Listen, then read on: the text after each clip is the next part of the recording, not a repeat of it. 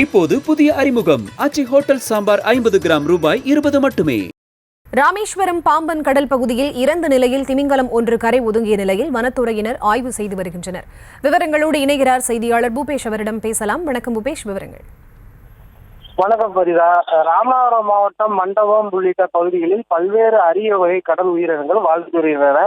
குறிப்பாக இந்த பகுதி அதிக அளவில் கொண்ட பல்வேறு வன உயிரினங்கள் வாழக்கூடும் என்பதால் தொடர்ச்சியாக வனத்துறையினம் அது மேம்படுத்துவதற்கு பல்வேறு நடவடிக்கைகளை எடுத்து வருகின்றனர். இந்த சூழலில் பாம்பன் பகுதியில் அரிய வகை கொண்ட 20 அடி நீளம் கொண்ட பனை சுறா ஒன்று காலையில் இறந்த நிலையில் கரை ஒதுங்கி இருப்பதாக மீனவர்கள் வனத்துறை அதிகாரிகளுக்கு தகவல் தெரிவித்தனர். இதனையடுத்து அங்கு விரைந்து வந்த வனத்துறை போலீசார் அந்த திமிங்கலம் குறித்து தொடர்ச்சியாக ஆய்வில் ஈடுபட்டதோடு எவ்வாறு இறந்தது என்பது குறித்தான தகவல்களை அறிவதற்காக கால்நடை மருத்துவர்களுக்கு தகவல் தெரிவித்து தொடர்ச்சியாக அது குறித்து ஆய்வு மேற்கொண்டு வருகின்றனர்.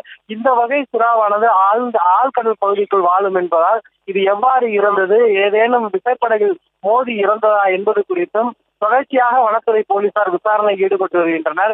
அரிய வகை திமிங்கலம் என்று சொல்லக்கூடிய அந்த கடல் பனை திமிங்கலம் இறந்த நிலையில் ஒதுங்கி இருப்பது அந்த மீனவர்கள் மத்தியிலே பெரும் பரபரப்பை ஏற்படுத்தியிருந்தாலும் இந்த சம்பவம் குறித்து வனத்துறை அதிகாரிகள் தொடர்ச்சியாக விசாரணையை ஈடுபட்டு வருகின்றனர். சரிதா,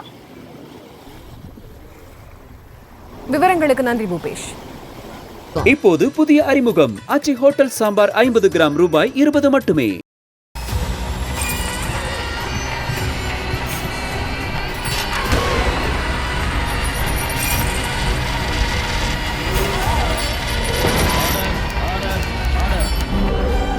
நிகழ்தகவு குற்றங்களின் மறுபரிமாணம். நாள்தோறும் இரவு 10 மணிக்கு இணைந்திருங்கள் நமது நியூஸ் தமிழ் தொலைக்காட்சியோடு.